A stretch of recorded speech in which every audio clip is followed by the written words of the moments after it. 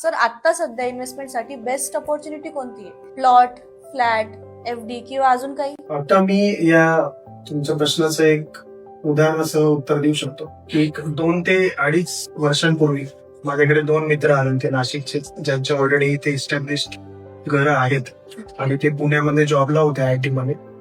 तर त्यांना एक इन्व्हेस्टमेंट करण्यासाठी ते माझ्याकडे आले होते की सर काय इन्व्हेस्टमेंट आपण केली पाहिजे. तर मी दोघही जण फ्लॅट्स किंवा हाऊस पाहत होते नाशिकमध्ये. पण त्यांच्या एका रिलेटिव्ह कडून तो माझ्याकडे आले होते ते 2 जण. तर त्यांना त्या दोघांनी मी सजेस्ट केलं होतं त्यावेळी की तुम्ही फार्म हाऊस प्लॉट घ्या, त्यावर तुम्ही कन्स्ट्रक्शन करा. जसं तुमच्याकडे पैसे येतील त्या पद्धतीने तुम्ही कन्स्ट्रक्शन करू शकता आणखी 2 वर्षांमध्ये. तर मग एका जणांनी आपल्याकडे फार्म हाऊस प्लॉट घेतला होता. त्यावेळेस आपण त्यांना 25 लाखामध्ये दिला होता, 25 ते 30 लाखामध्ये. आणि त्यांचं बजेट असं होतं 50 लाखाच्या आसपास. आणि 25 लाखात त्यांनी कन्स्ट्रक्शन केलं. असं 50-55 लाखाची त्याची इन्व्हेस्टमेंट झाली. आणि दुसऱ्यांनी 55 लाखाला फ्लॅट घेतला. त्याचं पोझिशन त्याला अजूनही मिळालेलं नाही.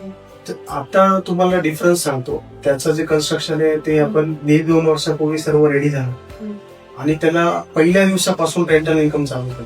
पर डे आपण रेंटल इन्कम तिथं 15 ते 20 हजार मिळते 2 BHK विला. तर तुम्ही जर त्याचे कॅल्क्युलेशन केलं तर मॅक्सिमम तिथे 20 ते 25 दिवसाचं बुकिंग फुल असतं.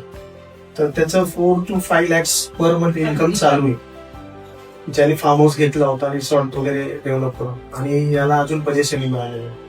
हा आणि तो ऑलरेडी त्याचे EMI पे करतोय आणि इकडे हा इन्कम कमवतोय पॅसिव्ह, जे की त्याचा आता जॉब पेक्षा जास्त इन्कम. तर हा एक मोठा डिफरन्स आहे की जो तुम्ही तुमच्याकडे खूप मोठा स्कोप आहे डेव्हलप करण्यासाठी. आणि काही काळानंतर या गोष्टी लँड घेणं खूप डिफिकल्ट जाईल.